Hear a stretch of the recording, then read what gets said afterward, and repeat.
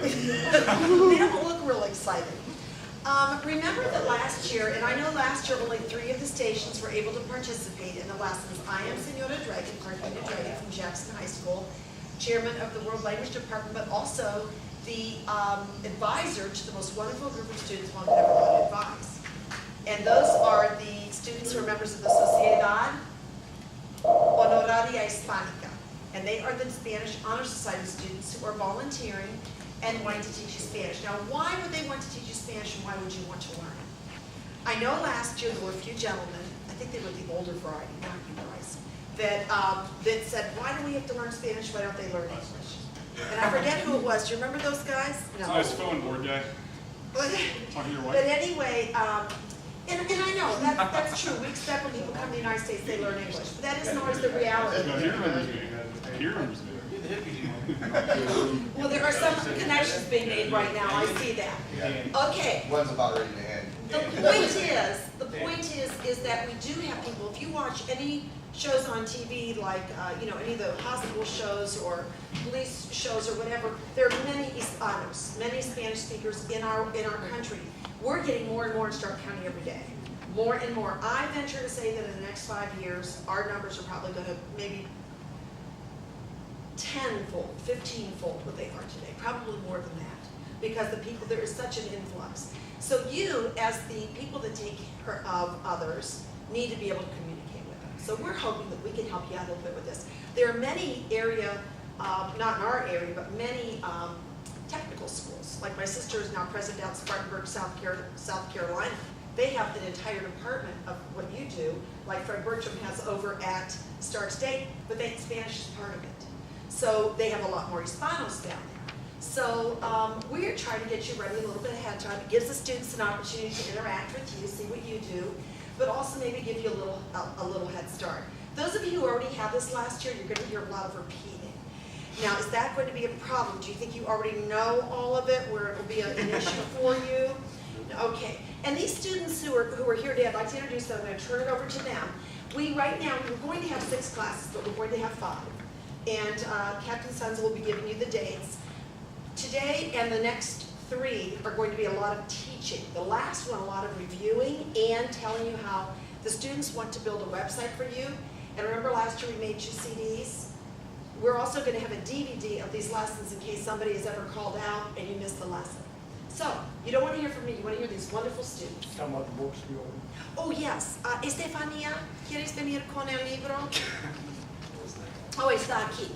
Stephanie, I'll tell you what, I'm going to introduce the kids and then she'll start. We'll kind of go out of the order that I had said. This is Stephanie Schneider, Estefania. She is president of the Sociedad, and she's taking a large part in the planning. This is Ethan Ash. He is also an officer in the Sociedad, one of our secretaries. He gave lessons last year to the bomberos. You guys are bomberos. I was at 3 and 4. And yes, he was at 3 and 4. And he enjoyed it and wanted to come back this year. And he is going to be, here every week. This is Cristobal Denning, and he already saw some of his buddies and pupils from last year. So he is going to be participating a lot. These are the Hummel sisters, twins. This is Michelle, and that is Stephanie. And they are going to be teaching weekly as well, and also taught last year. And then finally, we have a friend of Estefania who is going to be filming, so that we have a film. They're going to create a website that we are going to link to my website. And what will happen in the end is that you'll be able to get all these videos, plus we'll burn DVDs and have them at all the stations. So, Estefania is going to tell you about this year what our approach is going to be. This year we decided to kind of have a book to kind of follow by, like a class. And we are deciding to use the visual language medical translator, and we're basically going to break it down for you guys and make it really simple, and so you know what's going to happen as soon as an emergency happens. Like, you're going to know what to do. We're not going to have any confusing stuff, and it's really easy to understand. And basically, this lesson, we're just going to do 2 different sections, and we're going to go over it. And if you have any questions, you can ask us at the end. You guys ready to start? All right, good afternoon. My name is Ethan, and my job today is to make your lives easier as we're going through these packets. I have basically all the basics of pronouncing Spanish here. We're lucky because Spanish is not like Chinese, where the symbols are different. You can read Spanish with the exact same characters, and there's only a few minor differences. It's just more of a pronunciation shift, okay? So let's go over vowels first. One of the most basic things is your vowels. In Spanish, instead of A, E, I, O, U, we have A, E, O, and U. And the nice thing about Spanish is that you'll almost always pronounce them exactly as you hear them there. A, E, O, and U are your basic vowel sounds, and that's pretty much all you'll use. The next symbol, this is one of the oddest things to an English speaker, is the ñ, which in a word like cariño, which means love, you have that ya added to your normal n. So then you have an accent, and as the name implies, you simply accent your speech on that. When you see an accent in the word, that's what you go to. So here we have médico, which means medic, which is what a lot of you guys are. You see that accent on the E, médico, and that's where your accent lies. So, using what we know so far, how would you pronounce this word here? What? Doctor. Yeah. Very good. How about this one?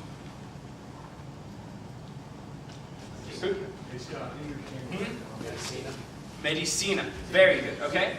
And this one?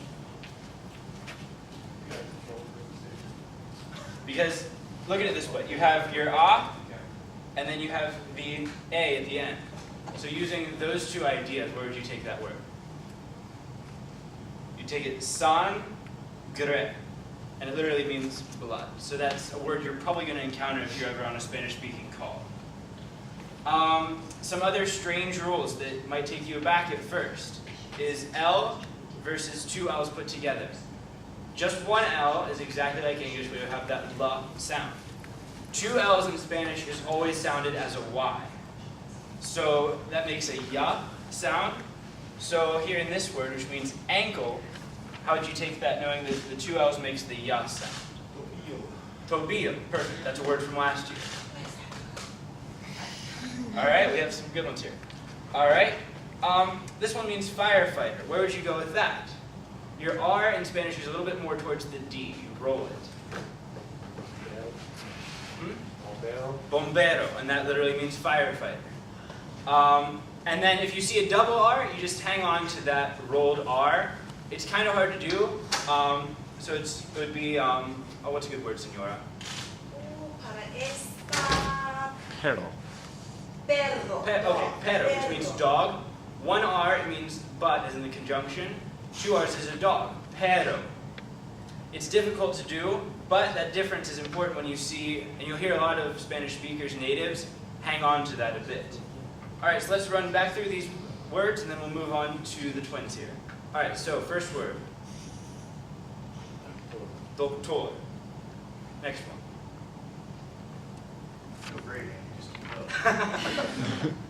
Poor guy. And you know, Senor, you could call on somebody from one of the other stations Yeah. as well. All right, I heard it. Medicina. All right, guys, we have what, 2, 3, and 5 here on the street? Just twos? 2, 3. All right, any of you on this word, can you see it well? All right, they're shy today, I guess. All right. Oh, okay, they're muted. All right, so you guys, right here, sangre, bombero, tobillo, there we go, médico. All right, very good. That's the basics. And if you refer to this kind of thing, almost anything you see in those packets, they'll have the accent underlined, by the way. Anything you see in those packets using these rules, you can pronounce well enough to be understood. And that's really important as we're going through this.